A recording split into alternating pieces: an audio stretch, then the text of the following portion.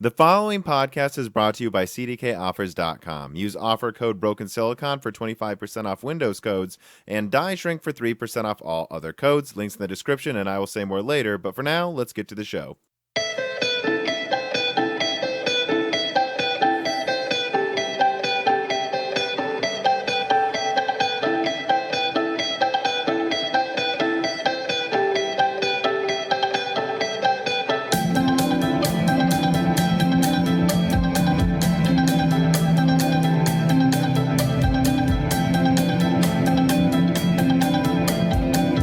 Welcome to Broken Silicon, a computer gaming and hardware podcast. I am your host and the only host in the beginning of this episode today. So this episode, actually, I'll just say right out of the gate, is going to be organized a little differently than previous ones. Right now, the usual co-host, Dan, is, interviewing at colleges to get into graduate schools. As we've talked about, he is a scientist, he is a geneticist. Over the past year or so, he's been working in a lab after finishing his first 4-year degree. But that's not forever. He does want to get a doctorate. And so that's what's going on with him. And in fact, over this year, he will probably be more busy than usual, although he is such a busy young lad already. The point is this, though. We worked a deal out. It's like, any weeks where you're busy, let's do this. I'll organize the stories in reader mail into like 2 chunks. The first chunk, one's where I think it would be fair to expect I would do most of the talking. So he won't be needed for that, really. And then, maybe a third into the episode or halfway in, I will introduce Dan super late and we will continue the episode as usual. So send him best wishes. He is trying to become a big boy here. And I guess I'll just, nothing really changes overall. I doubt there'll be much noticed, and the die shrinks will keep coming at the usual every other week. Right. We're actually working on a couple of bonus episodes, me and Dan. So lots of stuff for you guys to enjoy. But let's get into it. Like I said, the first third will be just me. You are stuck with me for now. But so first, as usual, corrections, omissions, things from this month. One thing I want to throw out that I think is hilarious is I guess I'll start like this. When I do a video, I check it, before I render it several times to see if I want to do any last passes. When it's rendered, I skip through it quickly in the final video file to make sure nothing was wrong. And then I check it on YouTube. Well, I add, the timestamps, the cards that pop up in case you missed it, video things, the end screens, all of that. So I end up watching my video a few times, but I usually, I watch YouTube on my gorgeous OLED TV sometimes over the weekend, and my latest videos will be suggested to my civilian account, right? I do have 2 accounts. I have a normal account that's, some Tom YouTube account. And then I also, of course, have Moore's Law is Dead. So Moore's Law is Dead is suggested. I will admit it, my civilian account is subscribed to Moore's Law is Dead. So maybe subtract 1 from the subscriber count if I'm not allowed to be counted as part of that. But nonetheless, I'll check it on my TV because I am curious, and it does usually look a bit different on phone, on PC monitors, and then on a nice big screen. And I've noticed that anytime I pull it up, because, I obviously get ads, I don't have premium on my TV, that I get a Michael Bloomberg ad popping up every time I check my videos this past month. So definitely not an endorsement for Bloomberg, but I do want to thank Michael Bloomberg for all the ad money he's giving me. That is quite funny. Moving on, some other things from this month. There was the idea that I think there's a zero-sum game with Techtubers. Now, this comes from my last giant video, the 4900H video, where I flashed this one screen where it looks like I'm dissing on, who was it? I don't even want to name the names because I wasn't intentionally dissing on anything. That was a thumbnail. I showed a thumbnail from an old video from March of 2019, a year ago. And there's this angry rant I did. I made the video not public within a week of it coming out. And the only reason I showed that old thumbnail was to reference an old video I did. And everyone thought, and I understand why, right? I had like 100 subscribers at the time. Everyone seemed to think that I made that picture this week and was shitting on them. Well, I wasn't, those people that popped up. So I blurred that out. I just want to throw that out there. Number one, I wasn't trying to attack anyone again. I was just showing that I attacked them in the past. And that was a non-public video. So it's not like I necessarily think that anymore. And number two, I definitely don't think YouTube is a zero-sum game. I don't really think anything's a zero-sum game. I see all these people lately on the news saying, oh, look at the people getting rich here. Well, other people, well, no, just because there's more rich people now doesn't mean anything's necessarily worse. The standard of living has gone up across this world despite more rich people. The world is not a zero-sum game, and that goes for YouTube. So I just want to be very clear about that up front. But I did bring it up for a reason, though, and I do want to touch on this. And for those who don't know, in my 4900H video, I was doubling down on the fact that I was dead accurate on the specs of the console. All the way back until even I think the end of 2018, I had a PlayStation 5 video. I think technically it was terrible, horrible quality. I don't think it's public anymore either. But I said, hey, they're probably targeting 4K 60, which means they'll get around a 2080 or 2080 Ti. And they'll use an SSD. I'm watching SSD prices decline. And by then, they should be cheap enough to have a 1 terabyte SSD in the console. And it'll probably be a fast one. And I also said it'll have at least 16 gigabytes of RAM because anything less wouldn't really be looked at as, I mean, come on, guys. The PS3, I think, had a half a gigabyte of RAM, or was it a fourth? I don't even remember. I think it may have just been a fourth a gigabyte. And same with the 360. And then they went to 8 gigabytes, like a 16X in RAM. Do you really think they're just going to go from like 9 gigabytes in the PS4 Pro to 12 in the PS5 or the next Xbox? I mean, the Xbox One X already has 12 gigabytes. And so that's what I said back then. I said, for 4K 60, you need a 2080 Ti. Prices will come down. You'll want an SSD. Prices are going down. And they'll have 16 to 32 gigabytes of RAM. Probably not 32, but something around 20 to 24 would make sense. And all these Techtubers, late 2018, early 2019, when the first PS5 and Xbox leaks came out, were shitting on this, saying there's no way it can be 2080 Ti performance. Anyone who says that's an idiot doesn't know what they're talking about. And everyone in the comments attack me. And that's why I doubled down on it. That's why I brought it up, is because, guys, 12 teraflop RDNA 2.0, that's a 2080 Ti in the next Xbox. And I know the PlayStation will be close in performance, whether it's more or less. It's really not going to be more or less. They're just going to be different. The PlayStation will have some hardware features that the Xbox doesn't, and vice versa. But that's the target. I was dead on, and that's why I brought it up. Because the arrogance around disregarding that rumor back in early 2018 just absolutely blew my mind. Like, I don't understand how this happens every console generation. I remember when the PS4 leaks came out and there were rumors they were going to upgrade it to 8 gigabytes, and Digital Foundry literally said it's logistically impossible to have 8 gigabytes in a console, which just doesn't make any sense. It is not at all logistically impossible. And the stuff that they had rumored in 2019 wasn't impossible either. And again, just like the PS4, everyone said that console would be $800. Well, it wasn't. It was $400. And everyone said in early 2019, the PS5, the next Xbox, would be $1,000 if those are the specs, and they fucking won't. I mean, I don't know how people can get this so fundamentally wrong. Every console generation, they have more performance than people expect if they're PC fanboys. And every console generation, it's under $600. So get over yourselves. That's what just pissed me off, is when I see tech channels with, tens of thousands or even hundreds of thousands of subscribers, and they're making the mistake everyone makes every console generation. It's not about getting information wrong. I'm not saying I'm always right. I'm wrong all the fucking time. And I'm not saying anyone else has to be right 24/7. But I am saying, if you're wrong about that console thing, something that we've been smacked in the face with every generation, I really have to question your ability to evaluate anything, right? That's why I brought that up. And I bring that up, it's not about me being right. It's about how can people get this wrong every time and call themselves analysts. But I didn't mean to single out any channel specifically.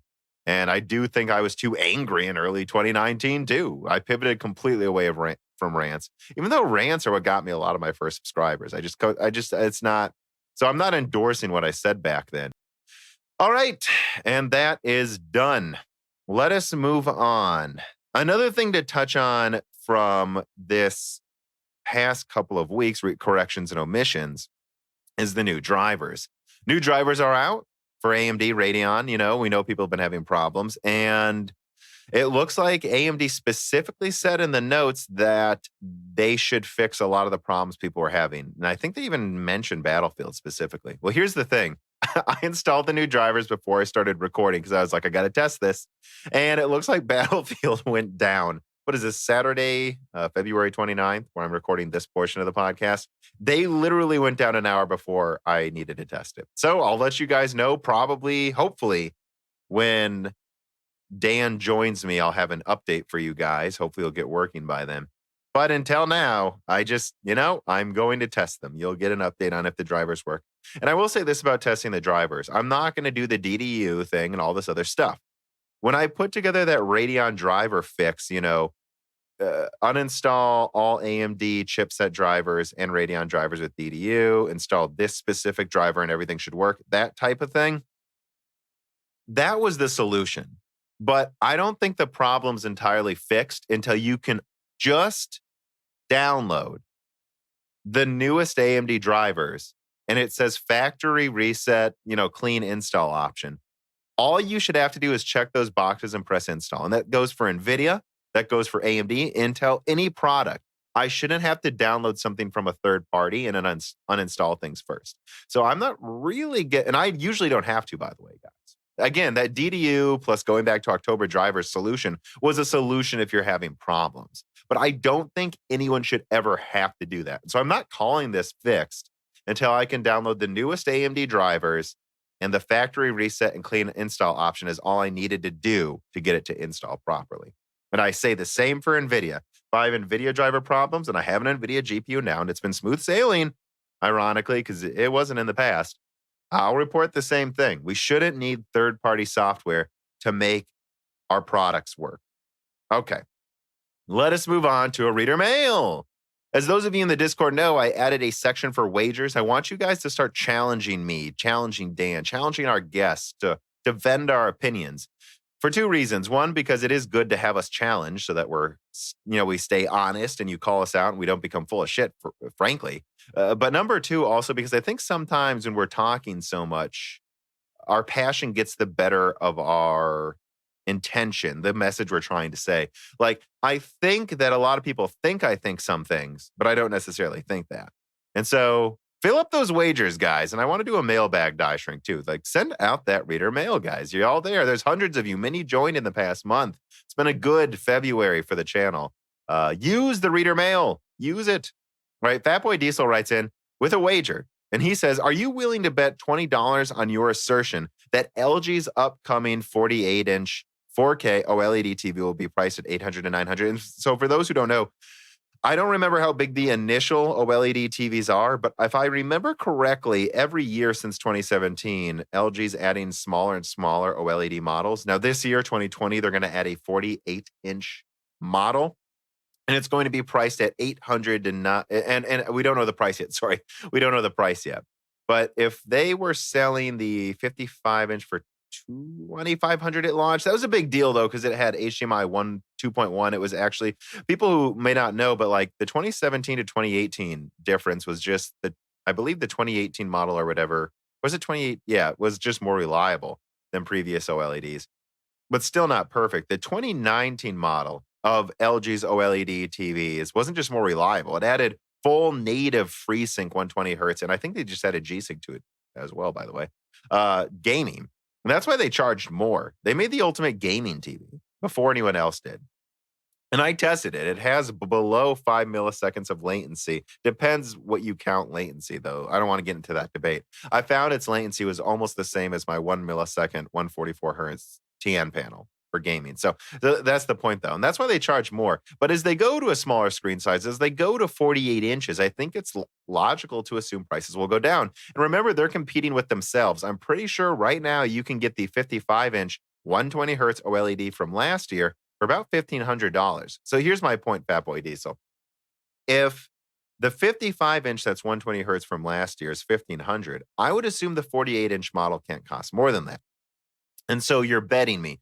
You're saying, would I bet $20 it will be priced at $900? Not at launch, no. But would I bet that it'll be under $1,000? See, think about what I'm saying here. The 55-inch model went from $2,500 to $1,500. It dropped $1,000 It dropped $1,000 off the price over a year. And that's what happens with these new technologies as they keep being improved with newer models. The old ones lose price quickly.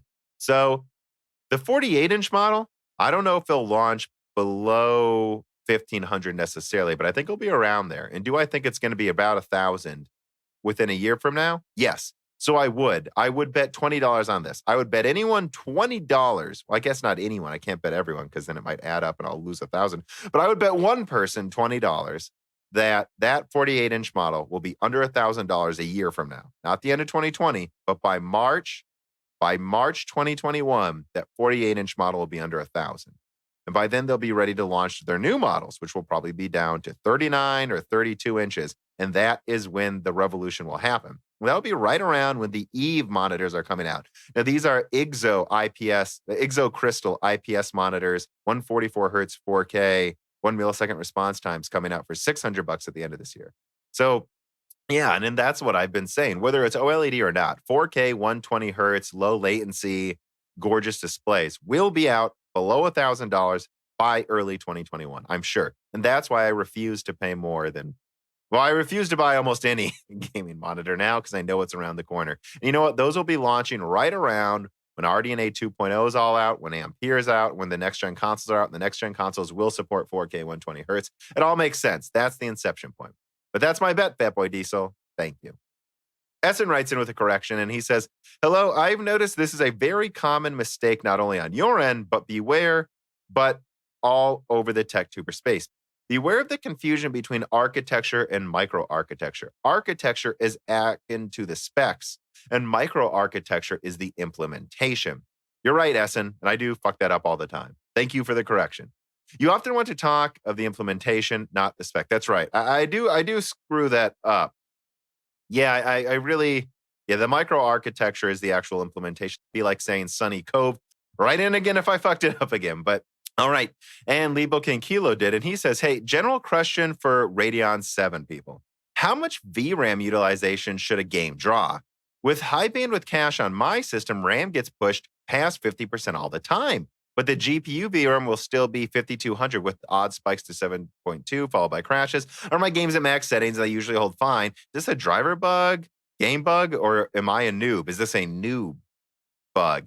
Well, so here's the thing, Lebo King. It's worth pointing out that high utilization is not the same thing as almost being maxed out, right?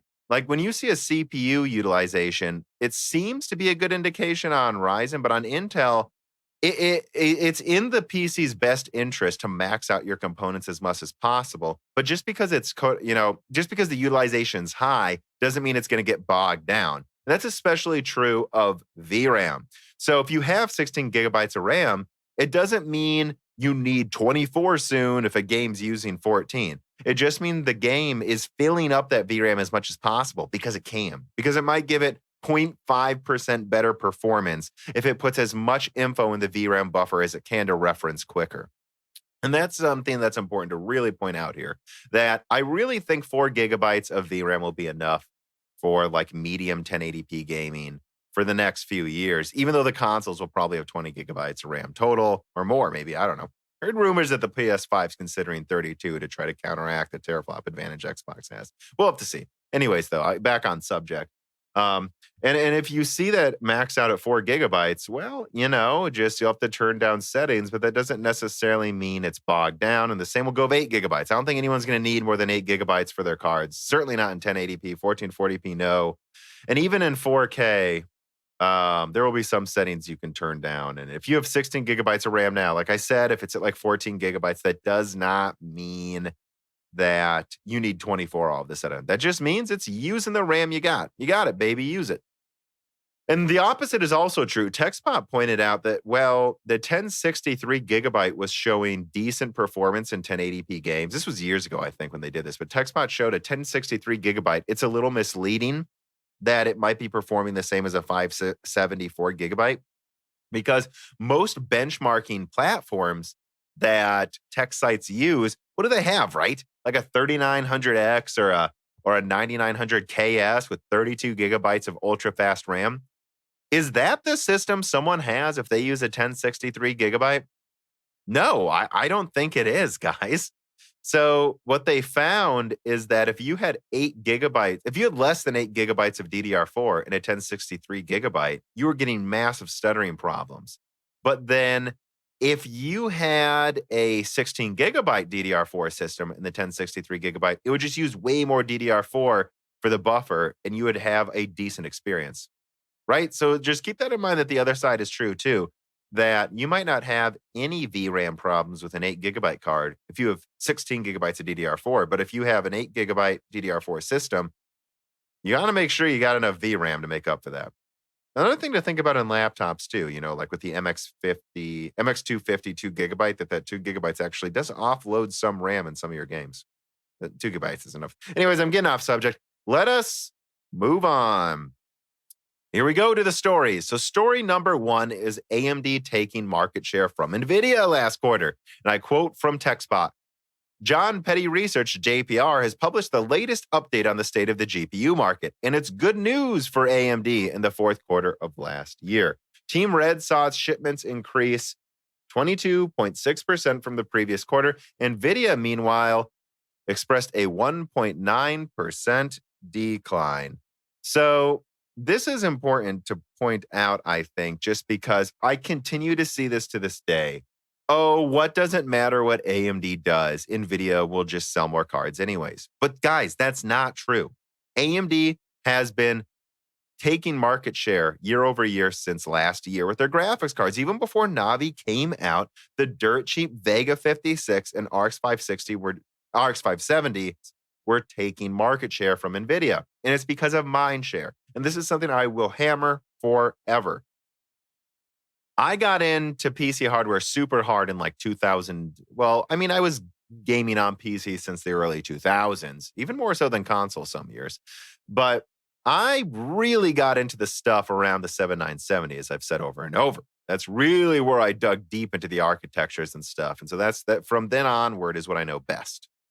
And I remember AMD having better products and selling worse. And all of those old adored videos you'll look at and he'll be like, it's about mindshare. It's about mindshare. Then good old Gamer said it. It's about mindshare. It's about mindshare. Not an Apple fan. All these Techtubers talking heads would say it's about mindshare. Well, okay, AMD's got mindshare now with Ryzen. And I still see people saying these things like, well, Nvidia has more mindshare, except they don't. Like, if you believe your own narrative that it's all about mindshare, then you have to concede that if Zen's doing well, their graphics should do better too. Because if you look historically, AMD products have always done, all AMD products like Radeon have always done better when their CPUs are perceived as better than Intel. That's always, or at least around the same. That's even true with Phenom 2. You saw a bump in Radeon sales around Phenom 2. And everyone says it's because the 5870 and the 6000 series were the best from AMD, which they were very good. But it is a coincidence that happened when Phenom 2 is out, guys. It is a coincidence, right? And I just want to point all of that out, right? That it's both. It's both their products, but it's also their mind share. And for AMD, the best way to get high mind share, in quotation marks, is to have great CPUs. Because people think of AMD as a CPU company first. And so if their CPUs are doing well, they will sell more products that have an AMD sticker on it in general. And right now they are. And that's showing. And that's why I think Nvidia can't fuck around with Ampere, by the way, guys. I think Nvidia knows that if RDNA 2 is a home run, and it probably will be very good, that they need to swing back super hard. That's what's going to happen, I think. Anyways, moving on to story number 2. DLSS 2.0 is apparently a game changer. Again, quoting from TechSpot. There are lots of genuine positives to take away from how DLSS performs in its latest iteration. After analyzing DLSS in young blood, there's no doubt that the technology works. The first version of DLSS was unimpressive, but it's almost the opposite with DLSS 2.0. The upscaling power of this new AI-driven algorithm is remarkable and gives NVIDIA a real weapon for improving performance with virtually no impact to visuals. So I don't have much to add to story number 2, just that I have to point it out. I've been shitting on DLSS so remarkably hard since it was ever a thing. And I just want to say out loud, hey, if it's working now, which it sounds like it is, at least it's better than before. It does apparently give you not much of a image quality hit while raising performance notably. That's good. That's a big deal. And you see, and you know what? They had to get it working, right? Because AMD was already working on a similar technology themselves with image sharpening. And yeah, just pointed it out that that's really impressive. And it bodes so well for what's going on. Because I got to be honest, guys, the dedicated upscaler chips like the Xbox and the PlayStation, specifically the PS4 Pro, I know had a custom one that they redesigned after the PS4. And I got to say, when I was playing Death Stranding and Red Dead Redemption 2 on a PS4 Pro, although most of Red Dead Redemption 2 I actually played on the base PS4, they run it at half 4K and then upscale it to full 4K. That's what a lot of PS4 Pro games do. So it's like a resolution slightly below 1440p, but then they have the dedicated upscaling checkerboard chip in there. That looked really good. And it's about time PC gets something similar, because you can make fun of consoles for upscaling all you want, but I'm here to tell you guys, it's not as good looking as 4K, but I would say it's halfway there while having the performance hit of 1080p. And that's something PC gamers should want from both Nvidia and AMD. So I'm excited to see it come around next gen, right when we're about to get much more powerful graphics cards. I really think 4K gaming at 120 hertz is just going to be a thing next year pretty easily, especially with all this new upscaling and sharpening tech. All right, now let us move on. Now, this one here is about the 9900KS being end of life already, apparently. I just want to I'm not going to spend too much time on this stuff, guys, because I don't think there's that much to say.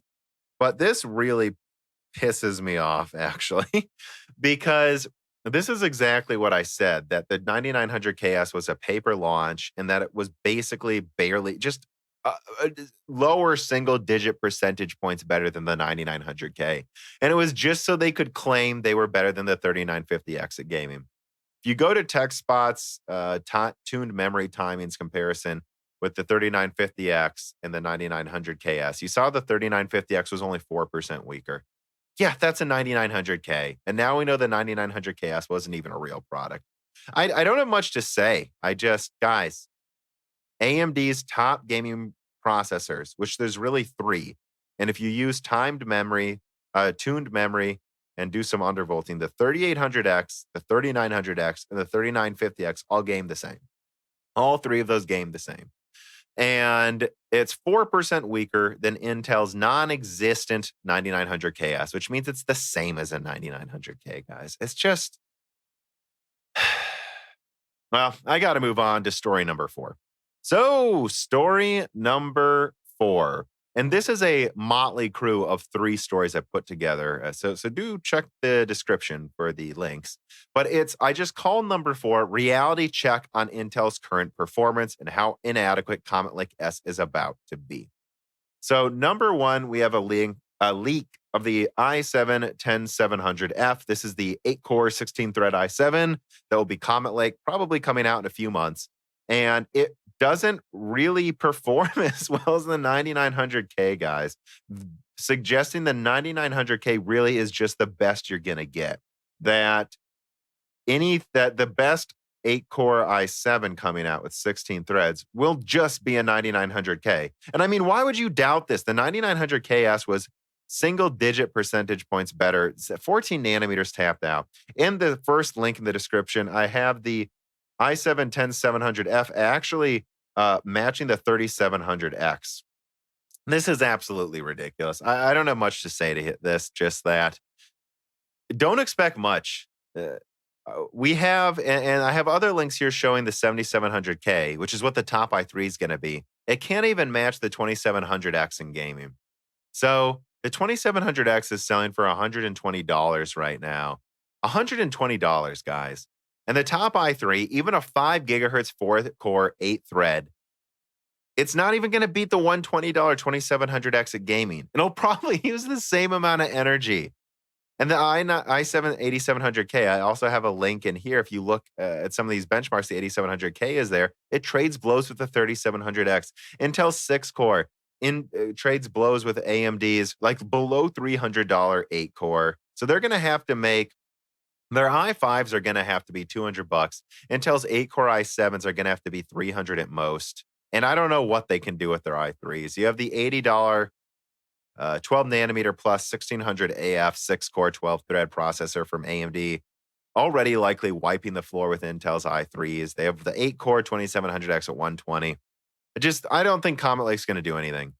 And when you see 5.3 gigahertz velocity boost, what do you think that means on that 10-core, guys? That just means it's going to boost like Zen 2 does. Zen 2 does boost to 4.7 gigahertz. I've seen my 3950X do it, but it's for like a split second. That's going to be the same with the 10-core from Intel, split second boosting to 5.3 gigahertz. It's just going to be a 150 watt or more, it sounds like, 5 gigahertz 10-core that ties the 12-core 3900X that will use less energy. And it's coming out like a year after Zen 2. Who cares? I'm getting tired here. I'm going to need to get Dan in here soon to wake me up. Before I do, one more reader mail before Dan joins. Fatboy Diesel writes in and he says, the 3800X is already $299 at Micro Center and sold out at my 4 New York locations. Even the 3700X and 3600X is still in stock. It looks like the 3800X hit the pricing sweet spot. And I absolutely agree, Fatboy Diesel. That's why I bring this up, is that these prices are coming down. We're already seeing hints that like even the 3950X will be 700, 650. You guys got to understand that this is what Intel's contending with. Here's probably going to be the lineup for Zen 2 when Comet Lake drops. 600, like 650 or let's say $700 16-core 3950X, $700. Yeah, okay, so I think it'll probably be $600 3950X if AMD cares. Although that one's a market leader, so they might just keep the price high. People keep buying it. But let's say $600 16-core, $400 3900X, $300 3800X, $250 3700X, and like $180 3600X. And I know the 3600 is already below 150. And then at 120, you'll get the 8-core 2700X. And at $80, they'll just keep that 1600. I don't know how the hell Intel competes with that. Because the only way I can actually see them doing that is a $400 10-core. But it still has the security problems. It still uses too much energy. It still doesn't have PCIe 4.0. It can't use the latest storage. And the consoles will use the latest storage. You want that. You want the ability to add that in the future. So I don't know. I don't know how Intel competes. But I do know from some sources I've talked to that they are already doing massive price cuts behind the scenes. And some of that's public leaks for their Xeons. I wouldn't rule it out that we might have like a 10-core from Intel at $350, an 8-core at $250, and the i5s at $150. Even the i5K at $150 and the i3s below $100. At the very least, that's what Intel's going to need to do to get any market share. All right. That will do it for the Tom only section. Let us know in the comments what you think about this organization. But finally, putting down his bags, just getting out of his Uber, let me introduce the usual co-host, Dan. How you doing? What up? I'm fine, I guess. A little tired. Yeah. So how are the interviews? So why don't you tell people why you forlorned me for the first third of the episode? What were you busy up to this weekend? Yeah, so I had graduate school interviews this weekend, and I think they went well, but it's kind of hard to tell with this kind of stuff. Hopefully I'll know. Now, was it just with one college? I don't remember. Did you have two? I had one college this weekend. There's actually another one scheduled for the same weekend, which I'm still trying to like sort out how to work with them. They've been kind of difficult for some reason. Well, wait, it's not. What do you mean the same weekend? Can't be today. Well, I had 2 interviews. The interviews were scheduled for the same weekend, and I've been trying to sort out with the other college that I wasn't able to go to. Oh, so you're kind of handling things though on the side the whole time. Yeah, and so I was interviewing at one college all weekend, and hopefully I get in. Yeah. Well, we all think you're, I guess I can't speak for the viewers. I don't know I think they think you're smart. You've been pulling it off so far, convincing them you're smart, I believe. Although they say you got to stop agreeing with me. I'm going to be honest, Dan. Well, I'm going to level with you on that. Fuck you. All right. Well, so there you go, guys. Dan does push back sometimes. Actually, speaking of disagreeing, I do have a correction and omission I saved for you. I went through most of them before you got here. Apparently, it wasn't Tony Hawk, Dan. It was Danny Way who jumped the Great Wall, which I actually have the video pulled up right now. I'm going to watch it quick. There he goes. Yep. Fuck your heritage. He landed it. And did you get visual confirmation that wasn't Tony Hawk? Ooh, it kind of wiped out at the very end, but it was a smooth wipeout. He's okay. I did not get visual You're right. I mean, I don't know. So we still have no evidence that it wasn't Tony Hawk. Now, I know people are saying it's Danny Way, and I know I don't keep track of skating at all. So I was completely entirely unqualified. So I was speaking entirely out of my ass when I said it was Tony Hawk, but I'm still sticking to my guns that was Tony Hawk in a Danny Way skin suit. You know, this is a family that doesn't cut and run. All right? We stick to our guns. Yeah. Even in the face of knowing we are wrong. I have let's see here. I have a reader. I'm going to add this too. Did you know I've been pronouncing Van Gogh wrong, and I probably will continue to do it? How do you say it? Thank you. Well, how do you think you say it? Well, you have this little video on how to say it. I thought it was Van Gogh, but no, apparently it's more like Van Gogh. Which is the problem. I don't want to throw out my throat, guys. I mean, I spend a lot of time talking here, and if I say Van Gogh, I can't keep saying it, so I don't know. Maybe I'll just call it VG. You got an old VG over here. Or we'll just keep saying Van Gogh because that's how literally everyone in America says it.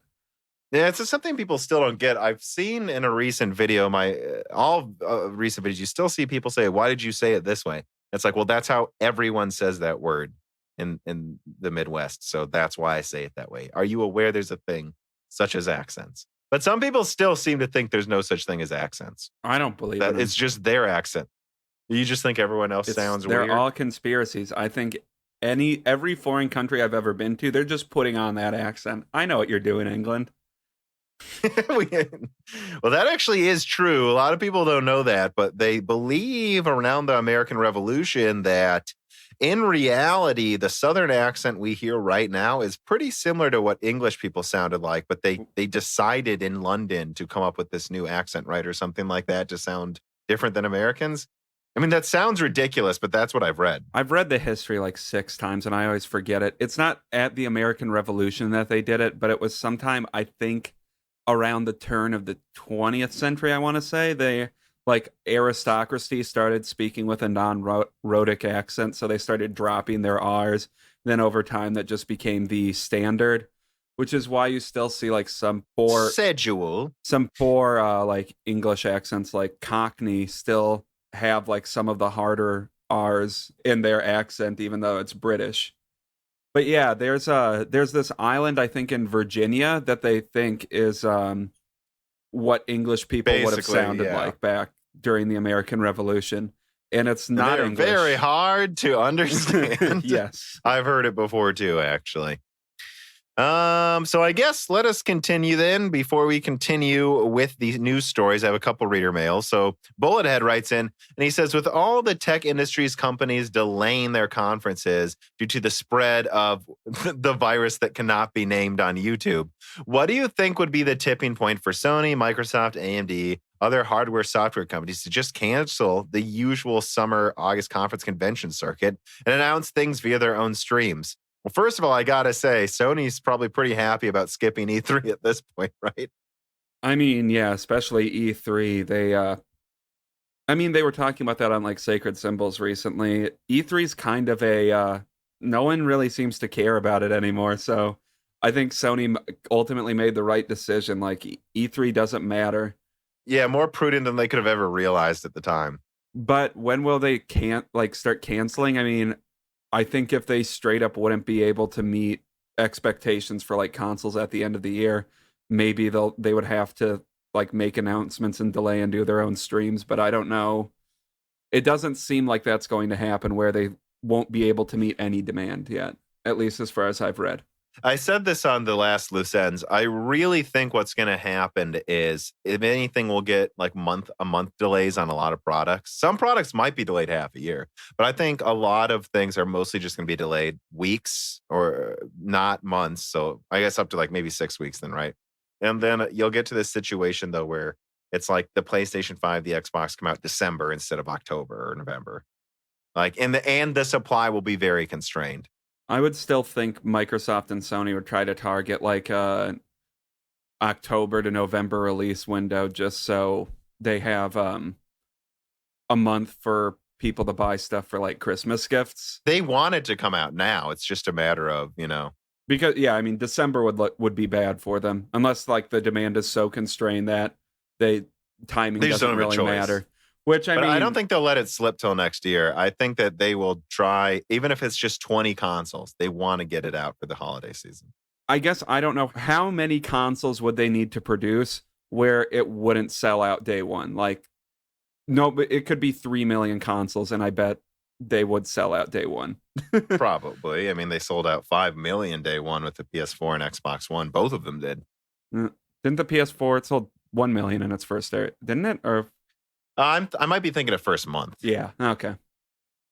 But yeah, I mean, so they're going to sell out no matter what. So I don't even know if release date matters that much. I mean, maybe they'll sell a little bit more if they're able to sell in the lead up to the holiday season.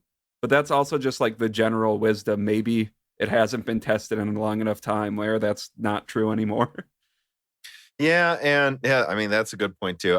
With regards to the actual conferences, though, like you said, they talked about it on Sacred Symbols, a podcast we listened to. A good point they brought up is like, you could not think of a worse convention to go to with the COVID-19 outbreak, like literally handing controllers between people in these VR devices. Thank God they're not revealing PSVR 2 right away. Imagine you just put your eyeballs in other people's eyeballs while there's an outbreak going on. Well, I guess let's move on, though. I guess we've said we think I guess we've decided we don't think E3 will be completely canceled, but there's probably going to be some of them canceled. Do we agree on that, right? Yeah. I'd be surprised if some of these big ones weren't. So Dragon Eddie writes in and he goes, I bet you Moore's Law is dead. €20. Intel's general shortages in all current 14 nanometer plus, and 10 nanometer production capacity and product lines will continue for the next 2 or 3 years. So he's betting, I'd bet me €20 that their shortages will continue for the next 3 years. First of all, I'm not taking that bet. I think I agree with you. And he says, we also don't know if and how far they are with their 7 nanometer production process, if they get it working when the 7 nanometer is ready for mass production. So I guess, and this is kind of, I kind of took this for the reader mail for the loose ends. He kind of asked 2 questions. So he was talking about how there's only so many UV machines made for the components for them, and that those are bought years ahead of time. So that Intel might say they're going to get 7 nanometer EUV running, but they literally couldn't be in the production capacity they need. But yeah, I mean, my understanding about 10 nanometer is that they can transition a lot of their 14 nanometer fabs to it. So I just think that's what they're going to do, is transition some of their 14 nanometer to 10, try to get that working, and then start working on ramping up 7 from their other 14 nanometer fabs as much as possible at the same time. And you're just going to have this stopgap 10 nanometer, and then they'll just try to ramp up 7. But there's no way at the end of 2021, 7 nanometer is going to be ramped up nearly as much as Intel wants us to believe. It just won't be ready. Well, yeah, I mean, and with how far behind 10 nanometer is, 10 nanometer kind of has to be a stopgap if they want to have any hope of catching up in like 5 years. So maybe at a certain point they have to accept their losses, and there's going to be shortages just because they need to be designating fabs to like production of early 7 nanometer products and like prototype products. I don't know. Yeah. Well, and again, that's why it's just so important that 10 nanometer works with how they literally can't ramp up 7 quickly. Yeah. Even if they get it working. But anyways, let us move on to story number 5. So this, I really hit home in my 4900H video, but I just called this story, Renoir is going to destroy the MX350. We have a leak showing Vega 7, so that's 7 compute units, 1 disabled, in the R7 4700U. This isn't even the 4800H. This is the lower clocked version of the 7 compute unit Renoir. And it's beating the MX250 by 17% in 3D Mark graphics. Yeah, and then below that you have another story posted. The MX350 beats the MX250 by 20%. So Right. assuming Vega 7 isn't the top of their lineup, which we know not it even isn't. the best. Not even the best Vega 7 too. Yeah, I mean, I wouldn't be surprised if what the 4800H or whatever it beats it by. Or 4900 by another 20%. I think Yeah. the very top ones could at least beat this by 20%. I think it's just game over. I mean, yeah, I don't know.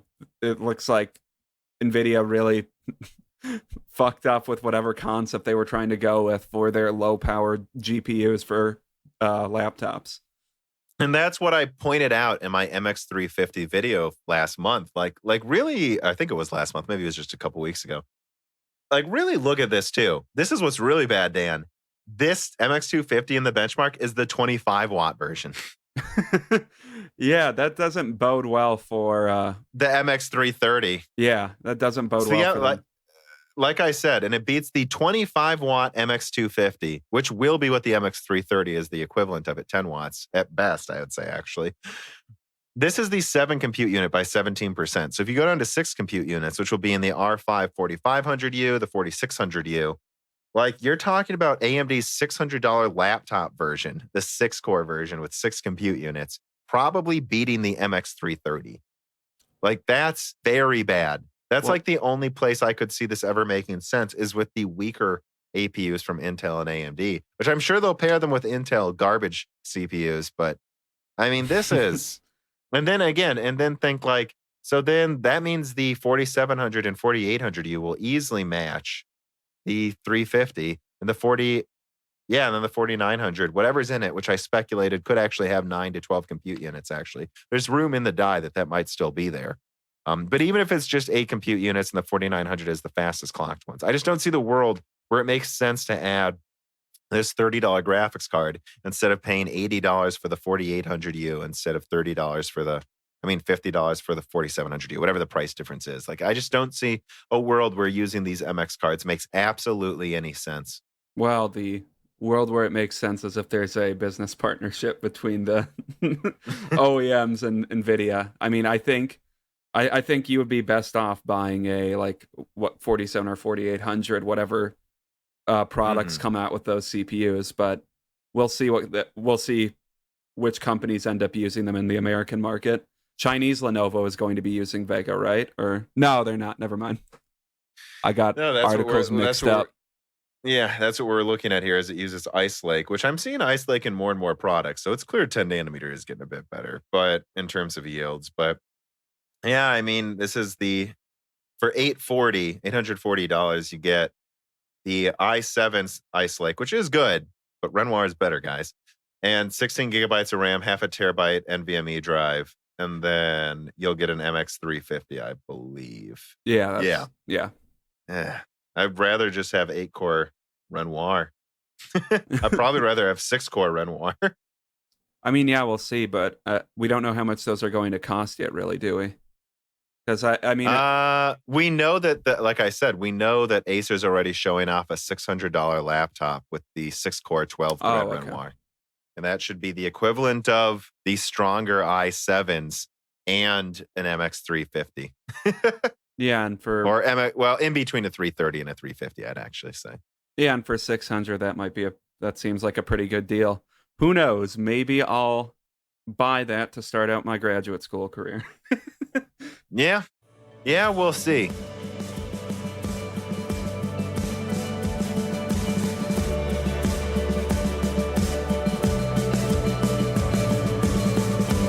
Currently, I am in the process of breaking down my mining rigs. It's just not profitable anymore, and I want to use some of the spare parts, plus a few new ones, to build my first benchmarking station. Now, what most people might not be able to guess is that my mining rigs all used Windows, and ones with legitimate keys.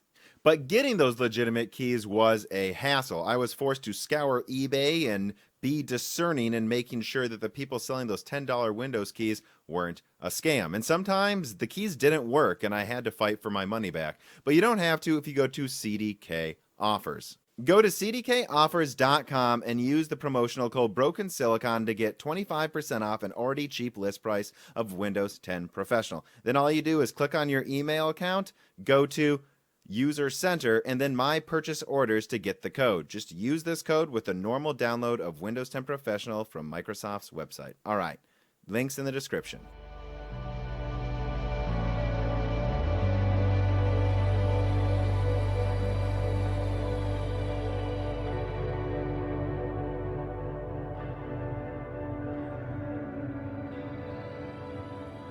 Moving on, Phil writes in 100 buckaroos that this is another wager.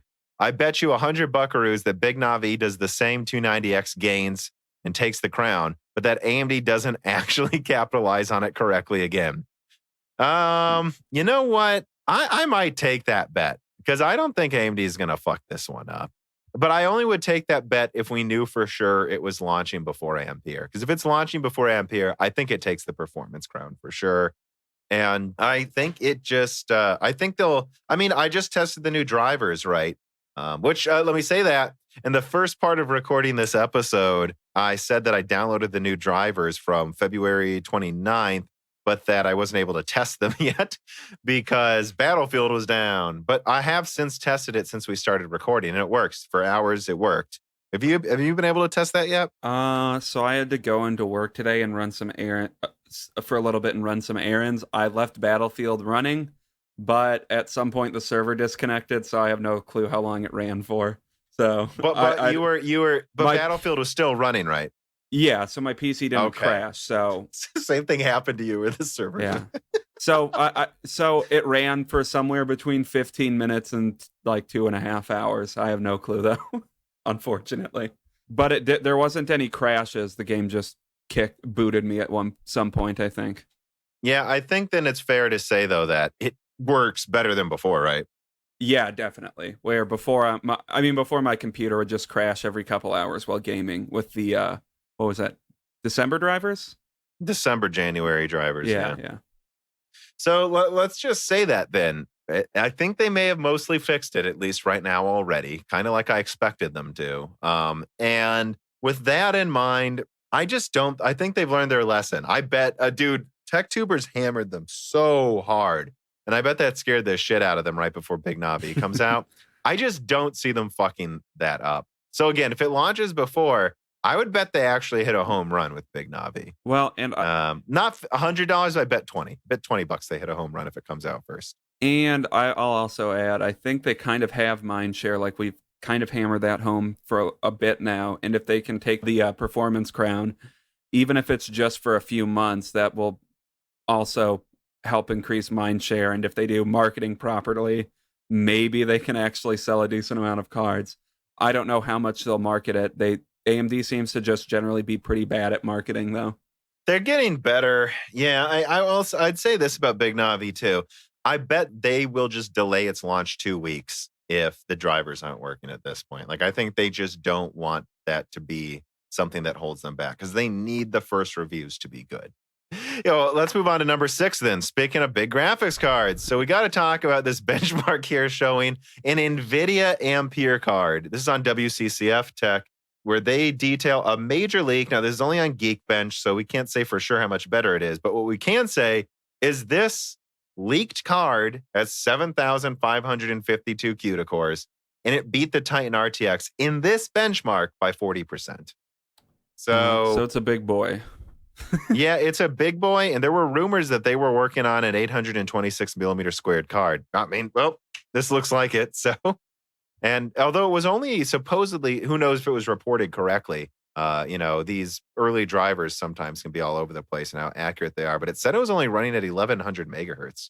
Yeah, I mean, I noticed that too. I don't know what that means. Maybe this is like an early, engineering sample or something. Or I don't know how that works with GPUs, but maybe it will have an end score of 1800 megahertz or something, more in line with what they usually have. But if it did, that would be the Titan RTX by probably 70% or something, right? Which is kind of what we were expecting. Yeah. Honestly, and this is a bigger card than the Titan RTX on a newer node. So I think it's all within reason. The only thing I will say is I wouldn't rule out that this is actually what they're making to fight Arcturus, which it probably is. and that their GA103, that's a 320-bit card that probably will beat the 2080 Ti by a tad. And the RTX 3080 Ti with 384-bit, that one, and then 24 gigabytes. I don't know. I could see this. I think that one was called GA102. So GA103, 320-bit.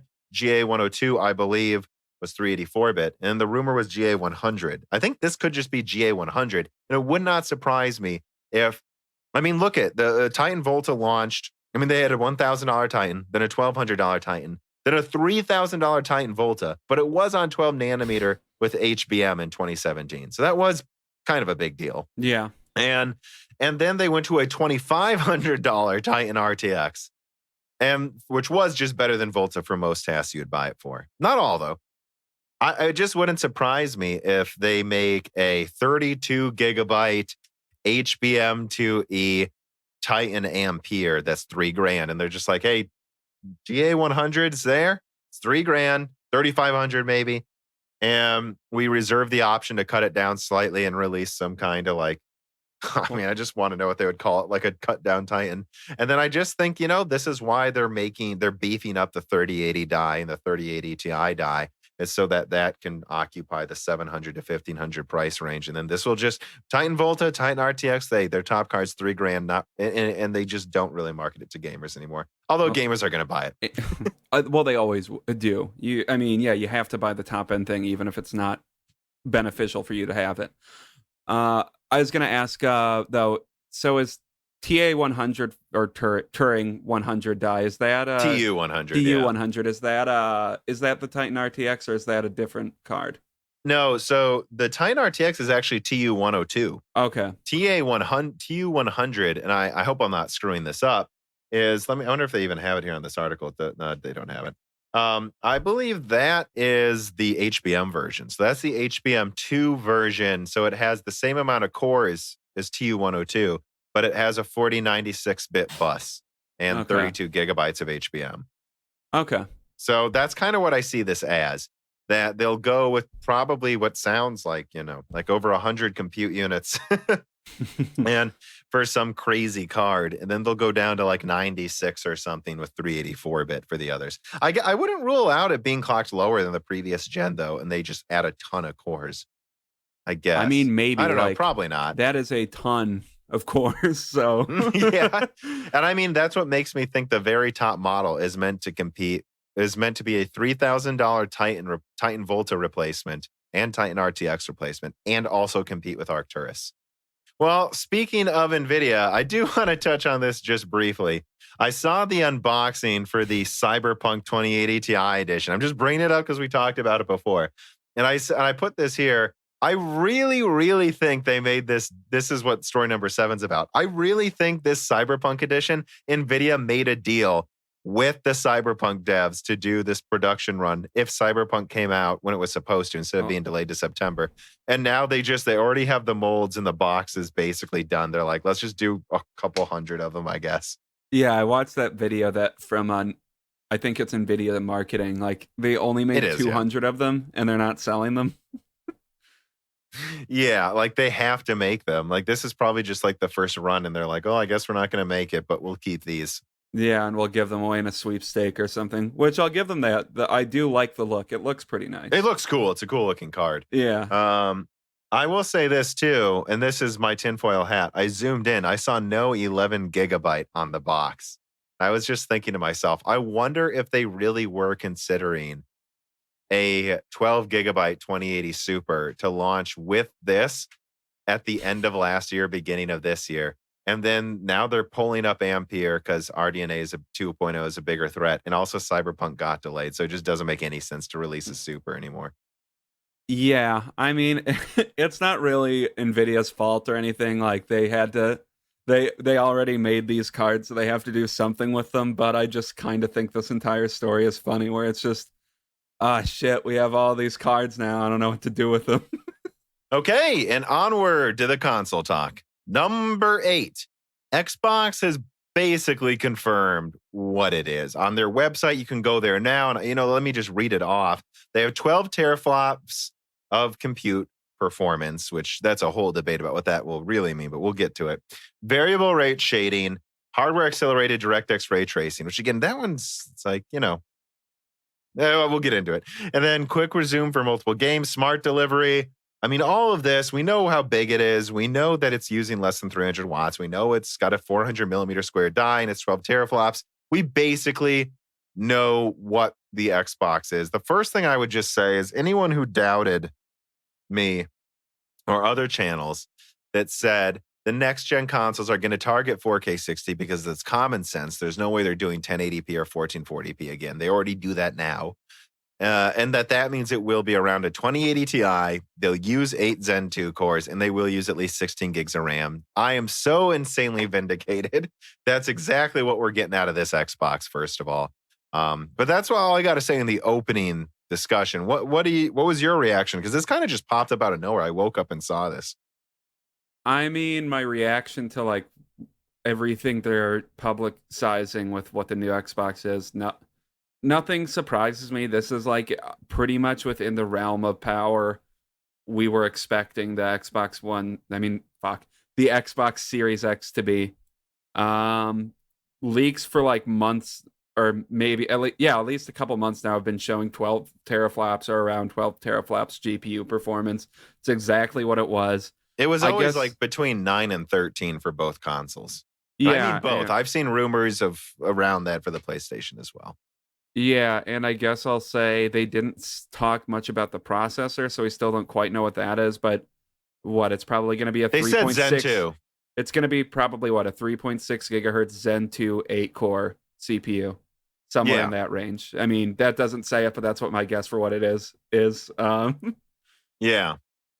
So nothing hugely surprising, aside from the fact that they're still at least being a bit vague. I mean, I guess maybe this isn't vague in terms of console announcements, because this is just the general overview of how strong it is. I doubt many people care about how many compute units it has, especially people that track console news. But yeah, let me summarize a couple things I think people might not understand or have realized too. This is effectively, as far as I can tell, Zen 2 combined with the 5800 XT. This is not, I believe, the 5900 XT. This is the 5800 XT. Remember, there's always been a rumor that there would be two bigger dies. There would be a 256-bit die, and then a bigger one that might have both GDR6 and HBM2 support. And I think that's what this is, which means between 52 and 64 compute units. I think this will most likely have 52 or 56, though. And that means it might just have 16 gigabytes of GDR6. I think that's what we're looking at.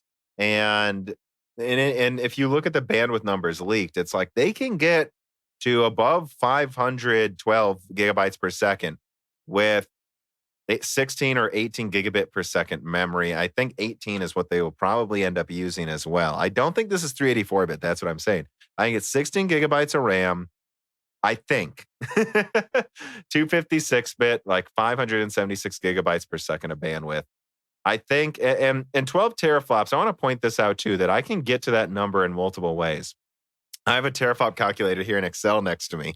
And so if I go with 52 compute units and 1.8 gigahertz clock speeds, I get to 11.98. So, but I could also go up to 56 compute units. Like, let me do that right now. So let me type in 56. And then if I go down to 1.7, yeah, and then like it was rumored it might actually be lower than that. So then I get to 12 teraflops. Which, I mean, based on rumors not rumors, leaks, probably, people were saying that it was probably going to be around 1.7 gigahertz. So maybe it'll be 56. So yeah, I mean, my guess is 56 compute units, 1.7 gigahertz. Disabled from 60, probably. Yeah. And then the dev kits will have 60 compute units, just like what they did with the Xbox One X. They gave 4 more compute units to the dev kits. And things that they didn't include in this announcement. So they didn't say how much RAM it would have, what type of RAM it would have either, correct? Right. So we still don't know. It could still be 320-bit. It could be. It could be 320-bit. I don't think 384, though. I just think 320 makes the most sense for a console. It's like 20 gigabytes of RAM is exactly how much you probably need. Yeah, so I at least am still holding out hope that these consoles will have more than like 16 or 18 gigs of RAM, but it's looking like that's probably what they'll have. I don't know what else to say about that. I But just think 24 would be the perfect amount. But yeah, I think this is rumored to have about 20 gigabytes or 16 plus DDR4, which that's the new thing I've heard too, which I never heard early with the specs I saw. But who knows? But no, I've seen some pretty ridiculous people on Twitter talking about how it could be 3D stacked memory. And oh my God, some of the shit I'm seeing by some of these fanboys being peddled. Yeah, let's calm down. Well, we should just be happy with this. It's going to use ray tracing. It's going to be a 2080 Ti. It's going to have an SSD that is really at the limits of Gen 3. They were always planning to go with about 2 gigabytes per second. They were actually planning to go with slower SSDs, but then they caught wind of what Sony's doing, which sounds like it'll be at least the equivalent of 5.5 gigabytes per second. And so they've went with a faster one. It's barely Gen 4 SSD, although having a Gen 4 SSD controller on board is important if they release newer models with faster load times. You know, they can always upgrade it in the future. So I don't know how much more I have to add to that, except we still don't really know the ray tracing implementation. We still don't really know. I assume a 1 terabyte of storage, and I'm trying to think of other things here. It's going to have backwards compatibility. I guess the other big thing I got to say before I move on about this Xbox is I don't think it runs Windows. I think we can both say that, right? yeah, I think that was in a lot of ways a thing we were hoping they would do, and I think if you look at the like lineage of what they've been doing with their consoles over time, I think it would make sense how you would arrive at that. But that's clearly not what they're doing at this point. So Yeah, I see the messaging here when I'm reading, and one of the things I'm seeing is a high emphasis on getting games on Xbox across all consoles, and it just doesn't sound like it's running Windows. And I also find it interesting they mentioned variable rate shading because that's such a nerd thing to talk about. It'd be like if in the early release of the PS4 Pro, which I don't know, maybe they did do this, I don't know. They talked about FP16 a lot. They talked about it sometimes. I don't remember it being a main bullet point. I remember the PS4 being like 8 asynchronous compute units instead of, the 2 in the 7870. Like, I thought that was really weird. That's a weird thing to mention out of the gate. it is. I'm wondering what the reasoning behind the announcements they decided to go with. I'm wondering why this is the laundry list of things they decided to talk about. I don't know. Yeah, but I guess let's leave it at that. I don't think I have much else to say except that let me see this here. I did kind of parse out how much I think these things are going to cost to produce. And when I look at the XSX, I think this probably costs about $500. And by the way, I got to $475 for the bill of materials for the original PS5 leaks. And then we learned it was $470. So I think my estimations are pretty good. They're rough, but I think the Xbox Series X probably costs around $570 to make. I wouldn't rule this out as being a $600 console, but I think if they want to win, they can't charge that much. Or if they want to do the best as they possibly can.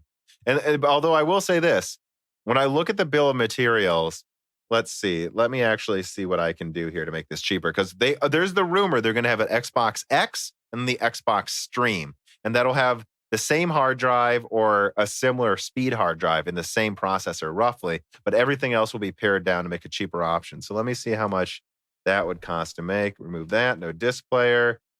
Probably cooling will be cheaper. Let's see. This will be cheaper. Yeah, see, this is the problem I have here. Zero I'm that betting out. it like what maybe reduces the price by like $150. I don't know. I guess. Yeah, so what I'm looking at here is a situation where they would probably have, instead of a $600 console, probably around a $400 console. But if it doesn't have a display, and I talked about this in the loose ends, if there's no display, you can't buy used games. So you have to buy things from the Microsoft store. So it would make sense for them to sell it at a bigger loss. And I think a $600 console will make sense if they just eat a huge bullet, but then have something half as powerful they sell for $300 without a disc player. And I think that could be a winning strategy if they both run the same games. One's in 1080p, mostly for streaming. I think that's an interesting strategy. Yeah, I mean it is. I'm still personally a little skeptical on like the whole 2 SKU thing. I mean, I guess Microsoft, well, the 2 SKU thing where they released them at the same time, just completely different strengths of power of the consoles. I mean, Same processor, roughly, maybe, yeah, but slower RAM, same amount of RAM, much slower RAM, same amount of RAM, and then a much weaker graphics card, but the same speed storage. It should run all of the same games. It's just if the RAM's slower and you have half the teraflops, it'll probably run the games in 1080p instead of 4K. I guess we'll see when they have an official announcement. And they're not targeting VR, so they don't have to have some minimum super powerful thing to run any VR device, at least not right now, which I guess brings us to the next story. Because now let us get to a new leak that came out about the PlayStation 5. So the rumor is that Sony is reactivating, and this was something I talked about and was rumored from the beginning too. When I saw some early performance targets and they were so different, I think there might be a PS5 Pro at launch. And I do think Sony was considering it. And now with seeing how powerful the Xbox is, I wouldn't rule out that they might have a PlayStation 5 Pro come out around the same time. But again, this is a heavy rumor, right? So... Yeah. But it is a rumor that's popped up before, so I think it's worth pointing out. And I'll also add, to go back to the Xbox quick, if these rumors are about like a base PS4 Pro, PS5 model that's around 9 teraflops performance, you'd think that the Xbox Series X low-powered version would need to be around $300 for it to be a viable opponent to whatever the PS5 base model is, if all of these different SKUs for both consoles are the reality of what's coming out on day one. Right. And so here's what the argument would be, right? And I have an Excel sheet pulled up that I'm kind of playing with while we're talking here. If there was a PS5 Pro, I think here's the 2 directions they would go. The rumor is that they had 36 compute units for the version they were going to launch in 2019. And that they want to overclock it to keep up with the Xbox Series X. But if they're releasing a Pro, what that would tell me is they're probably considering just tampering down the original version to make it even cheaper and then beefing up another one or introducing an entirely redesigned one. And if I play with the specs here and we just go, this would be something that would destroy the base Xbox Series X in performance, but would definitely not be as good as the other one. So like, let me change some of the numbers here and see how cheap they could make it, because I think I already know what I'm gonna find. Like, and then they just went with cheaper cooling, and they didn't try to overclock to 2 gigahertz. Maybe they even put it all the way down, So let me see here. So let's go with 36 compute units and say it's at like 1.9 gigahertz. And then you can use cheaper cooling or something. Yeah, or like 1.95. And I think you get to 9 teraflops there. Yeah, I think what they could do with that is make a console that only costs about $420 to make. And if they did that, that could be their argument. So for $400, we're stronger than the weaker Xbox. And we can use 36 compute units with a disabled one. Because that's always the question I had, if they went with the 40 full compute unit and overclocked it. And then perhaps what they will then do is go to 40. And this is what you guys got to understand. Die shrink it to, well, and assuming these are on the same node, I don't know, right? That's a whole discussion as well, what node they're on. Probably 7 nanometer EUV, but I wouldn't rule out other things. If I go up to like 2.2 gigahertz, which if it's on 7 nanometer EUV and it's just that many compute units, I wouldn't rule it out. 40 compute units at 2.2 gigahertz gets you to 11 teraflops. Like, that's how much clock speed can make up for having less compute units. I'm not saying that's what's going to happen, but I think that's one avenue they might go. The thing is, I think I cost this out, and I think this would probably be at least a $500 console. So we might get into this situation where there's like a $600 Xbox, a $300 Xbox, a $400 PS4, and a $530 PS4 or something. I don't know. I'm just PS5. throwing out ideas. PS5. Yeah. I mean, these fucking. I know. You guys know I'm talking about next fucking gen. PS3. I'm talking about PS5. The one thing I would say is, do you think Sony would? It seems like it would be an odd strategy to me that they would launch 2 consoles at the same time that are within, what would that be, about the PS5 30% of the same about performance or something. 20, yeah, like 25 to 30% stronger, maybe. Or maybe I'm doing the math in my head wrong, but The one thing, though, that I could see them doing, see, I agree. And they have other options as well. Like they can go to 32 gigabytes of RAM. Like they could just try to beat them with the numbers game. Like that's how I could see this panning out, though, is it's like, well, the top model is 32 giga. But that's just too much. That's like, that's such a waste of money, I think. But they could do it. And it would cost about the same to make as the Xbox, as far as I can tell. If they just used a smaller die with 32 gigs of RAM, and maybe they give it 2 terabytes. So maybe that would just be their strategy, that they don't care. Their strategy is the PS5 Pro is 32 gigs of RAM. It has 2 terabytes of storage. And it costs the same as the top Xbox. And it would be the same performance too. I don't know. And maybe if there's like a custom ray tracing thing, that accelerator. I don't know. Maybe. Yeah, maybe they remove that, right? Maybe if there's a stronger model, or maybe there is variable, like the stronger model has a better ray tracing accelerator from whatever custom manufacturer they're going to. If it is custom, which we still don't know if that's true or not, I guess. Which it's still practically a black box how ray tracing is done on both consoles. Let's be honest here. Yeah, that's true. I mean, who the hell knows what they just won't, nothing will be confirmed, which makes me really start questioning things, how close we're getting here, by the way. But yeah, so I don't know. What I can say is if I fiddle with the numbers, I really think the Xbox is going to be $500 a minimum. It could be $600 as well. And it's going to run 4K 60. It's going to load games quickly, and I'm excited for next gen. When it comes to the PlayStation, whatever Sony's fucking with right now is going to be with them. And this is something I want to harp to before we move on. Whatever comes out, let's say they just overclock it. They have one model, which I kind of think that's the best option, by the way. I think the best option for Sony right now is one model, and they just beef up the bandwidth and compute as much as they can and deal with it. I think. But, you know, let's say it's just 10 teraflops, but a similar amount of bandwidth to the Xbox. Guys, you understand that's going to be like 10% the same graphics performance, right? If they have the same amount of bandwidth, even close, and the teraflop difference is 20%, the graphics will not look different. And I'm not defending it. I'm saying, do you guys understand what it took for the PlayStation 4 to have 1080p versus 900p on the Xbox One? It had to have 50% more teraflops and triple the bandwidth for that shit. Do you really think 20% teraflops is going to make any difference? I mean, yeah. If people are trying to draw the comparisons, like how the PS4 and Xbox One launched at such different power levels, like, no, they were very true. They were very, very different levels of power.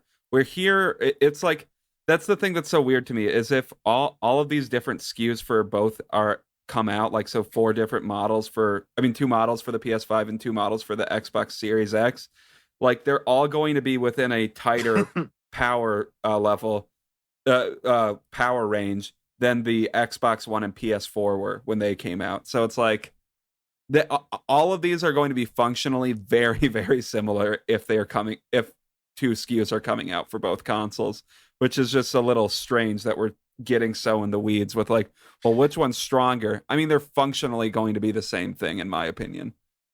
I agree. I think from what I've heard from developers is that the PlayStation storage really is its ace in the hole, and that's going to allow it to do a few things special. But still, in most third-party games, it's going to be like games just load 30% faster. So, like they said, like 5 to 7 seconds instead of 10. Yeah. You know, instead of 7 or 10.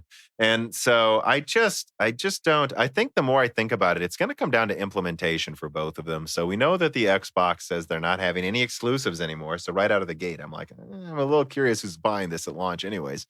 But if they got the software perfect, if it worked, if all the games ran well, if backwards compatibility was better than you could ever imagine, it ran Xbox One X games. What if it ran all Xbox One games in 4K natively at higher frame rates? You know, that type of backwards compatibility versus Sony's, where, hey, look, Sony is supposedly working on backwards compatibility to PS1.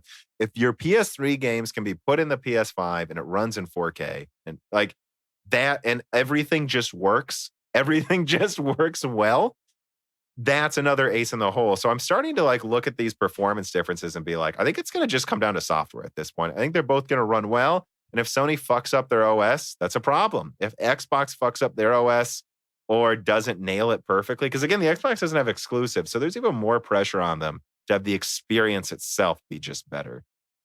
That's how I'm looking at it now for both of these consoles.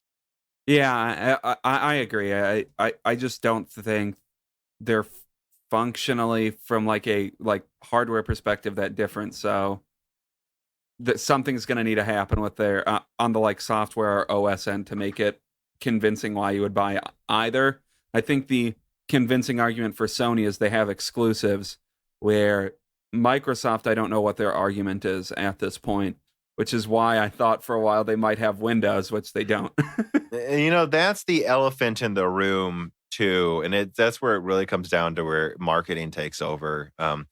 The elephant in the room is if we're getting this in the weeds about specs, and that's like a fourth of the equation, and that's the only thing Xbox could win by 10%. That's not actually a good sign, guys. It's about the games, it's about the features, it's about the price point. And if they just go, and there's rumors they might want to overclock the Xbox again, but if Sony can walk out there and say our games load faster and it costs $200 less, like let's say they actually just do one model that's 10 teraflops for $400, I don't see how you compete with that when it has exclusives. Yeah, and to like go to the power argument, like since I can't really speak to before the Sony entered the picture because I don't know those consoles as well. But since Sony has entered the picture, power has been not been a determinant really a at factor all like of which no console factor, wins. Yeah. PS1 was one, it wasn't the strongest. PS2 one, it wasn't the strongest. PS3 one, it was kind of the strongest, but not really. It depends on and it only how won you look relative at it. to 360, like the Wii sold more. The Wii sold more. I mean, it was glorified, I don't know. GameCube. Though the Wii was really good at collecting dust behind your parents' TV screen. But it sold more, and the PS4 was stronger than the Xbox One for about half the generation. Then the Xbox One X came out. The PS4 still continued to outsell the Xbox One, so power was also inconsequential to those consoles. So I think Xbox's marketing up until now has been perfect. People were making fun of how the PS5 looked, and so they reveal how theirs looks first. Good job. People are wondering what's going on with the PlayStation specs, so Xbox shows off their most impressive specs first. Good marketing. Very good. The rollout, that's what's impressing me right now with Xbox. It's not the fucking 12 teraflops, you fanboys. it's their marketing that tells me they've got their act together. But if that's all they have, it's like, I don't know. I'm kind of getting a whiff of PS3 without exclusives here, where it's like, it costs $600. Their competition costs $400. And are they really stronger? Is it really stronger? Because, I mean, again, if you're going to argue over the 360 and PS3 or the Xbox One and this is a way smaller difference than all of those consoles. And I don't know. I don't either.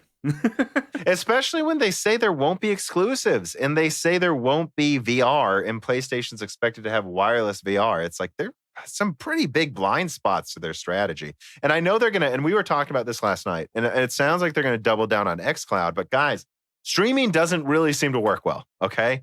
Are we really going to pretend it works well now that Xbox is doing it? Because, I mean, man, I really expected Stadia to work better. And I don't know. I don't know that doubling down on streaming is a good idea, although it might work. If it does work, good job. And they got in there ahead of time. But I don't know. There's still a lot in the air here. And I think the early rollout is impressing me with Xbox, but I still have some pretty big apprehensions to how I see their long-term strategy playing out. Yeah, and like their early game has been good, but it's been very clear that both Sony and Microsoft have been like, I don't know, firing warning shots without ever actually saying anything. Like it's just been a back and forth of them like revealing a little bit of information because none of them want to actually make the first move. Yeah. Well, anyways, I think we definitely talked about those consoles long enough. Let us move on to number 10. So I think this is worth highlighting here. I don't just talk about every GitHub repository leak about a new APU. I want to talk about bigger picture stuff. And well, speaking of bigger pictures, big 8K TVs. Look at that transition. So Warner Bros. Did an interesting double-blind study between 8K and 4K. And I want to make this its own story just because I think this study was pretty well done. They they used native 4K, native 8K, and then as a control group, they used 4K upscaled to 8K, and they have people sitting at different distances, but not that far away. It was like within reason, and they did this double-blind study to see if people could tell. It looks like it was pretty well done, and it looks like people generally can't tell the difference. Except I did think it was interesting. Nature footage, people were kind of able to tell the difference between 4K and 8K. That's true. I found that really interesting too, that if it's a real object, you can actually tell the difference pretty easily because of how good we are at seeing things in nature and other humans. Yeah, what I thought, so I guess what I'll say is I'm looking at the distribution of scores right now between the clips. It's clear people can tell the difference on average. It's not like 4K tied 8K. 8K won basically with every clip except for one where it looks like it was a tie, but it was a narrow victory, like a really narrow victory. And if you combine 4K upscale to 8K with 4K, I don't know. I think it's pretty definitive that there are some people that can tell the difference and that it does technically look better. But that truly most people can't tell the difference here. And it looks like they accounted for things. I've seen, I want to be clear about this. I've seen other studies before where they compare 1080p to 720p. And the stuff they'll do is such bullshit that it's so favoring 720p looking the same. I got to say, they really went out of their way with this to make 8K look as best as it possibly could. Well, the conspiracy theorists on Reddit disagree. There were comments about it saying, well, the rendering application they used that uses image smoothing, so this entire study is bullshit. I don't know if that's fair to point out because TVs have image smoothing software. And this is a big conspiracy theory by Warner Bros. To not have to shoot their movies in a higher resolution. That was the conclusion of Reddit. But I mean, they just will eventually, anyways. But I don't think that's. I don't know. I don't know about that. I disagree with them, by the way. Okay. Yeah, okay. Yeah, I guess what I can say about this is I really do then think 4K is just the standard. 8K will eventually be the standard, but I think 4K is just going to be the standard for the next decade. Yeah, there's no real reason to go past 4K like you've said, and I think I agree. I would rather have HDR in 1080p I would rather have better color in 1080p in a lot of ways than even worse color in 4K. We're at a point in resolution where I think color accuracy is more important than the actual resolution. Well, so I watched Zombieland. I rented Zombieland 2 in 4K HDR on Amazon last night, which we share Amazon accounts, Dan, so watch. It's pretty good. But in 4K HDR, I gotta say, it looked sharper than usual, right? It did look sharper than usual. And I have a fast internet connection, so I can stream 4K well. But I gotta say, the color was the best selling point. The fire and all of that. And that's one of the only HDR movies I think I've ever watched by now. Actually, it's only been video games almost up until now. And I gotta say, the HDR is much more important. So focusing on that with truly native 4K and not upscaled is probably a better use of your time and money. And so I'm basically done caring about moving to anything above 8K. Certainly anything above 5K. I would consider a 5K monitor if it was 50% more, just so I could render and edit 4K with some extra screen space, Yeah, and I don't know if I would even want 8K, but like you said, 5K would even be pretty nice. And maybe in the future, 8K would be good. Not even because you can necessarily tell the difference in resolution, but because it allows you to have so much shit on screen. Yeah, which you will tell that difference. And I guess what I'll say is this: if you can't, let me say that if it's hard for people to tell the difference between 4K and 8K, 5K and 8K is going to be the same. I think we're hitting that point. I know Apple's at 6K now. I think we're getting to that point where it's I don't need to lose any more performance after 6K. I might consider paying a little extra for 6K just for productivity purposes, but I have basically zero interest in 8K at this point after seeing this study. I'll be honest. I agree. I'd like to see it, and I'm sure movie theaters will eventually start showing things in 8K. They should, because it's so blown up in a movie theater. It's come on. I can see the pixels. Well, not pixels, but I can see the smeariness sometimes with the projector. Yeah. And I've seen 8K at Best Buy. It looks good. It I'm does sure look it looks better, good. But I gotta say, but when you look at like a native, the one thing I will say with 8K is there are certain scenarios where it is obvious. Like you'll see someone film like the favela in Brazil, and you'll actually see people walking around on a balcony a mile away. And it's like you just can't see that with 4K. So that's one thing I do want to point out to play devil's advocate here.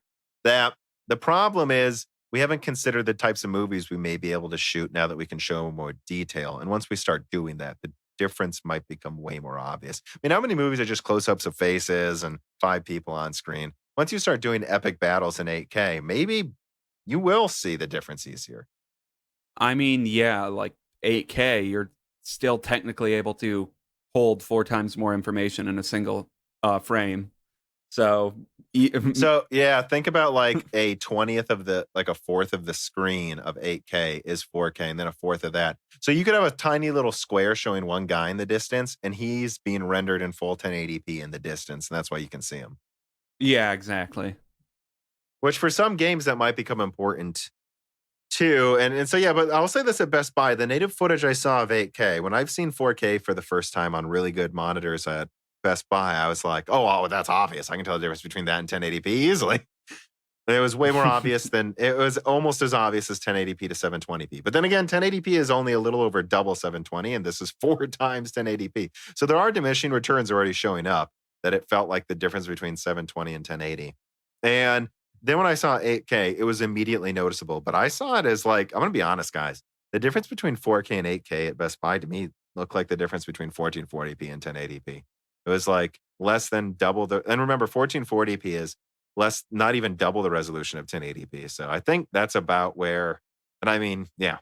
So I guess that's the comparison I will make for people wondering what it looks like. I mean, yeah, and obviously we were going to see a point of diminishing returns at some point, and I guess 4K isn't a surprising point that we would see it at.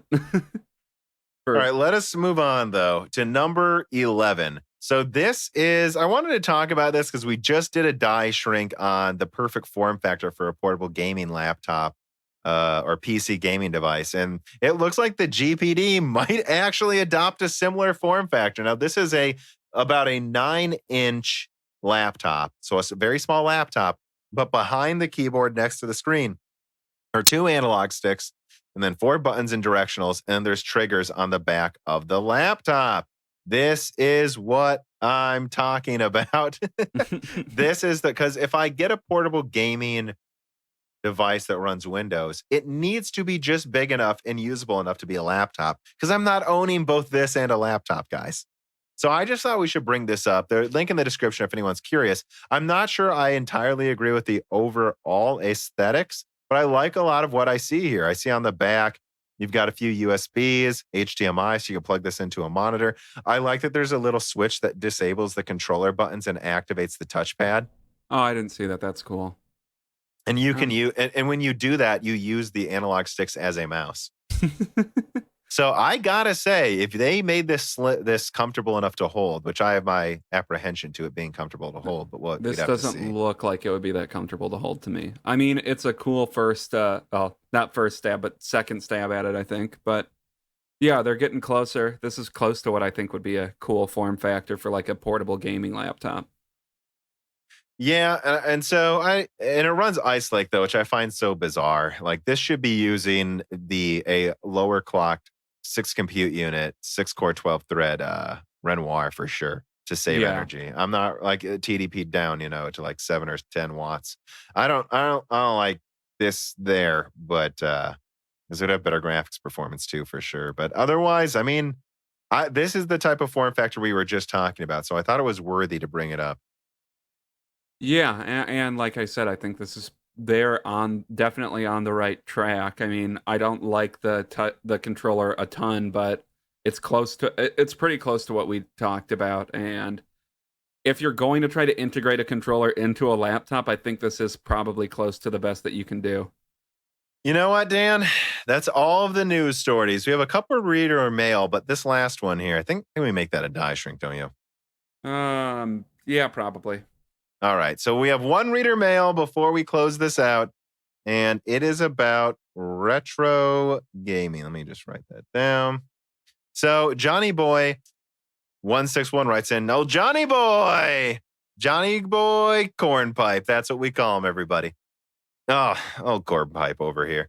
Many older PC games do not run or play as they were originally intended on modern hardware and operating systems. Yeah, I saw a good old gamer did a video where he couldn't run the original Max Payne's on Zen 2 for a while. They fixed it eventually, though. But here's an example. Fear is a good example with its audio issues on Windows 10. Many other games do not play correctly due to their resolutions not scaling. Now, I've definitely seen that at times. I can't think of an example, but I've seen that. Well, Half-Life 2, if you go to 4K, is a little bit of an issue. Definitely if you go above 4K, let me say that. And do you play any older PC games that have issues similar to this? What do you do to fix them? I actually have a small collection of older PC hardware in my garage. I've always had plans to build retro PCs for the purpose of playing these old games. I simply do not currently have the room to have them set up, so they're in the garage for now. But I currently have the parts to build a Windows XP gaming machine and maybe even a Windows 98. A retro PC is something that you have ever thought getting into? Well, so I'll answer first. I not really, no. And I've never had problems running any games. I wrote this down. I actually thought about this before we started recording. All of my old games work still. Like Age of Empires 1 works. I have the original Rayman, which I played on Windows 98, and I've dusted that off, Dan. By the way, guys, Rayman, still fucking fantastic. It's so good. One of the great platformers. And it runs. I don't have any problem running any of my old games, and I never, especially lately, I kind of did sometimes on Vista, but I just blame Vista. And recently, I really haven't had that many issues. Have you? I mean, I don't really play that many old games. Like the oldest game I probably play with any regularity is like Age of Empires 3 on my computer. So Yeah. I can't speak that much to this. I mean, Age of Empires 3 runs fine. I don't really have any issues with that at all. Older games, I don't really play any of those. So Yeah, I'm trying to think of the oldest games. I mean, you played Half-Life 1 and that ran, but of course that's going to work. I mean, like, I it runs also on played Source, that. and Yeah, I don't remember when I played that. I think you either. played it on Windows 7, didn't you? I played it on Windows 7, and I think that was probably when I had a pile driver CPU or something like that. Yeah. So I guess to be honest, my answer is I've never really been into retro gaming. The oldest games I've really done, but I always have because if it's like an N64 game that runs on my phone emulators, that's the oldest games I usually played. Same with Sega Genesis, PS1 games. I didn't even have a PS1, but those you can just run on, newer PlayStations and backwards compatibility. I don't know. I mean, I guess really old PC games. I don't know. I guess I've run emulators, but issues on emulators are usually because of the emulators themselves. I think there's usually things that you can like modify in an emulator to make it actually run. And I haven't tried using an emulator on my Zen Plus setup at all yet. So yeah, there's been none of my old games have had any trouble running on my 3950X. And in fact, Warband got a pretty substantial performance boost, which I thought was interesting. But there you go. Is it, Zen 2 works well with Warband. Hey, Warband, it's March, damn. What do you think the chances are the new Mountain Blade comes out this month? 0%. Fuck yeah, brah. Yeah, do you know what's funny? They say that's coming to PS4. I'll believe that when I see it. Okay. I mean, I hope it does. That would be cool. I'll probably still play I'll get it on PC. I'm definitely going to get it on PC. That's a PC game, but it's like I don't think we'll see. I don't know. But yeah, so in terms of older games though, I played them every now and then, and I've never been that into it. I have no problem with modern games. I think better games keep coming out too. That's the thing too. I've never prescribed to this nostalgia thing. I think it's nostalgia. You can disagree with me. That's fine. Of like only playing older games, and it's not that I never want to go back to them. I don't have time to play all of the newest games. So like, when am I going to do that? I've dusted off SOCOM before though, and it holds up. I mean, yeah, as far as like nostalgia gaming goes, no. I mean, I've been playing video games regularly since probably like 2003, 2004, and I've generally kept up with the times. Like, so I don't know. I've been I've been mostly playing modern games for the entire time I've been playing video games. And especially once I got to like later high school and college, I mean, yeah, I'm only going to be able to keep up with the newest releases. So I don't really go back to old games that often. Like even games I like a lot, like The Last of Us, I probably only beat The Last of Us like 3 times. And 3 times is a lot for me.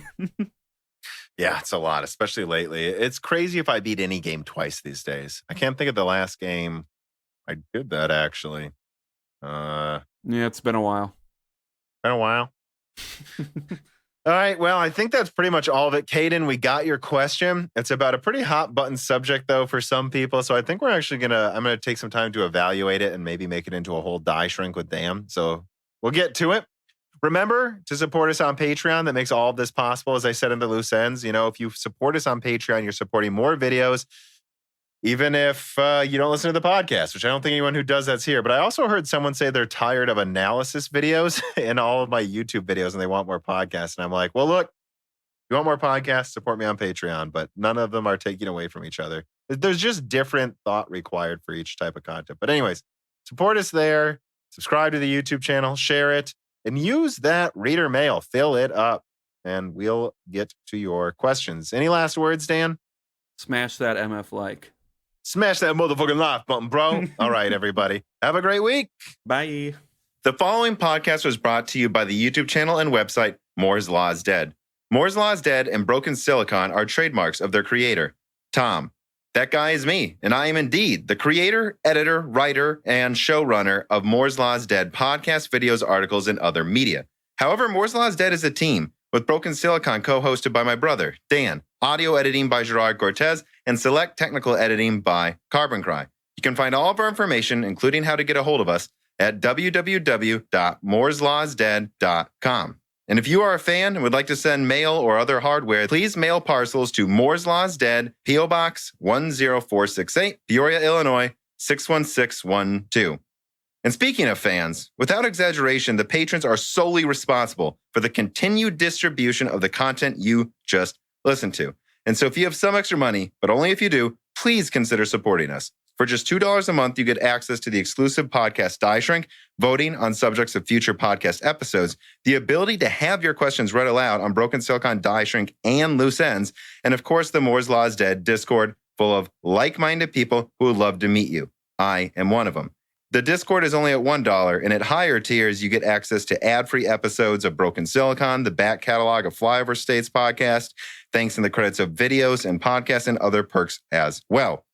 And if you cannot afford to support us, please just share Moore's Law is Dead videos and podcasts with friends and family on social media and Reddit. And give Broken Silicon and Flyover States a 5-star review on Apple Podcasts. All of this really does help so much more than I think anyone realizes. If you'd like to advertise on the podcast or a person of interest who would like to be a guest, please reach out to the email address mlhbdead@gmail.com. But as I said, this podcast would not be possible without its fans supporting it. And so now it is time to give a personal thanks to the greatest of the fans. The following supporters are at the 10 gigahertz or higher producer levels.